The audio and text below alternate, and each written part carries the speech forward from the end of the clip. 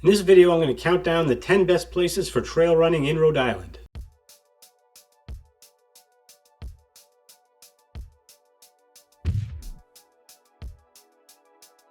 Rhode Island is the smallest state in the Union and the second most densely populated, but there are still some great places to explore where you can put in some solid trail miles. First off, some ground rules about this list. These are places where you can find miles of real trails. I'm talking about dirt, roots, and rocks, and where you can put together at least a 5-mile route without having to double back over the trails you've already done. You're not going to find bike paths on this list, nor will you find parks that are primarily grass and pavement. And while Rhode Island is known as the Ocean State, and we have miles of beautiful beaches, the reality that most of Rhode Island's coast is either beach, development, or both, which sadly prevents the existence of any significant trail networks near the coast. So all the places on this list will be further inland. There are some beautiful small trail networks near the coast, and maybe I'll cover those in a separate video, but they won't be featured in this one. Alright, with that said, let's get started. Coming in at number 10 on the list, we have Lincoln Woods State Park. I only visited it recently for the first time. I felt I should before I could formulate this list. Just north of the city of Providence, it features Olney Pond, which has a lovely beach, lots of wildlife, and a robust trail network north of the pond. However, the amount of trash, toilet paper, and bags of dog poop surrounding the pond was very unfortunate. Further away from the pond, the situation improves dramatically, and you'll find a huge network of trails featuring plenty of rock features and some steep climbing. You could cover a lot of miles and not use the same trail twice. A good option for those in the most densely populated part of the state. I just wish people would take care of it more. At number 9, we have Grills Preserve in Westerly and Hopkinton. The combination of different trail networks, you'll find lovely woods to run through, as well as several miles of trail that follow the Pawcatuck River. You may catch a glimpse of the train which passes close to the preserve. A beautiful steel bridge connects the separate networks, and you can climb Big Hill, which leads to a nice vantage point. Check out the 10-mile Grills Preserve Trail Race, which happens every October. Number 8, Carter Preserve, here in Charlestown, Rhode Island. At 840 acres, these rolling trails offer plenty of rocks to keep you on your toes, as well as beautiful grassland and pine forest. Caterpillar devastation has killed much of the trees in the preserve, so be aware of falling branches, but at this point most of the biggest offenders have already fallen. And while the trees are gone, the land is now lush with blueberries and ferns, which are a nice alternative to the usual forested trails. I firmly believe that a black bear has taken residence at Carter Preserve. As a challenge, if you can capture a video of the bear, I will sing a song about you. At number 7, we have Woody Hill Management Area in Westerly. Used by hikers, hunters, and mountain bikers, you'll find a large network of forested trails here. The Rhode Island branch of the New England Mountain Biking Association has built even more trails here and named them after local beers.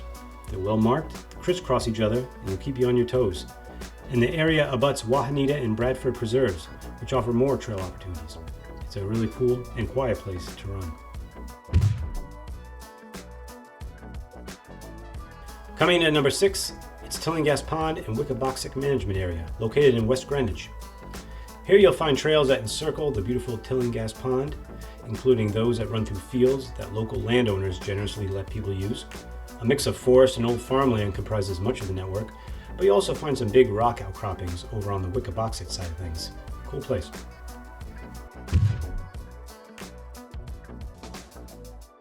Okay, now we're getting to the good stuff. At number 5, we have one of my local favorites, Burlingame State Park and Management Area.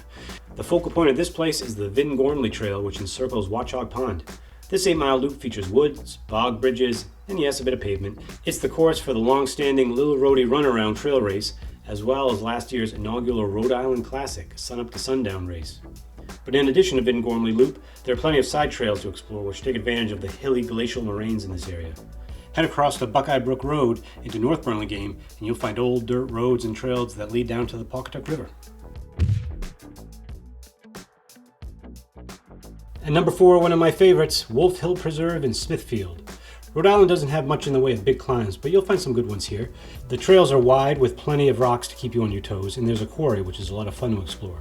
Power lines run through the center of the preserve, which are fun as well, and you'll find a World War II memorial, as well as stone chimney remnants on the other side, which look out over Providence. I worked in Smithfield for 7 years, and the time I spent at Wolf Hill made me a strong trail runner. Down to the top 3. In the third spot, we have the trails of Rockville and Yawgoog Pond on the southwest border of the state.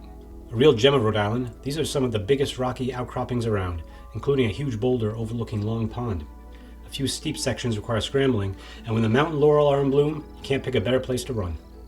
Follow the trails far enough south past Stubbville Pond, and you can continue into Canaccia Preserve, or continue west over the Connecticut border and make use of the Green Falls and Patchogue Forest trails. It's a splendid place to run and explore. And now the runner-up. In number 2, we have Big River Management Area. Almost smack dab in the center of the state, it totals 8,600 acres, massive by Rhode Island standards. The network of trails here is huge, and I've gotten good and lost on more than one occasion. You'll find pine forests, beautiful ponds, swampy areas, and massive sand dunes. There's lots to see here. The trails are largely unmarked, but again, give credit to Rhode Island NEMBA for those trails they've named and mapped out. Hopkins Hill Road essentially divides the place in two halves. East of the road is easier to make sense of, as Carr Pond provides a useful landmark for most of the trails to encircle. The west side is another story. It's a real labyrinth. The nearby gun club can make runs a bit unnerving, and my recent backyard ultra race, Last Human Standing, made use of trails adjacent to the area. If you want to put together a big day in the woods, this is the place. Finally, here we are at number 1. In my opinion, the number 1 place for trail running in Rhode Island is Arcadia Management Area. 14,000 acres of forest with enough trails to keep you busy for days.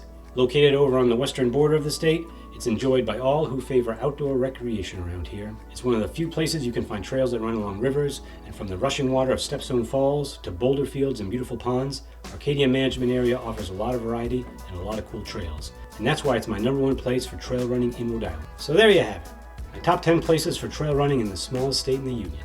I've included links in the description for any videos I have of these places. Check them out and let me know if you have any questions. Think I got something wrong? Well, you're wrong. But let me know anyway in the comments. Thanks again, hit that like button if you enjoyed this video, and we'll see you out on the trails.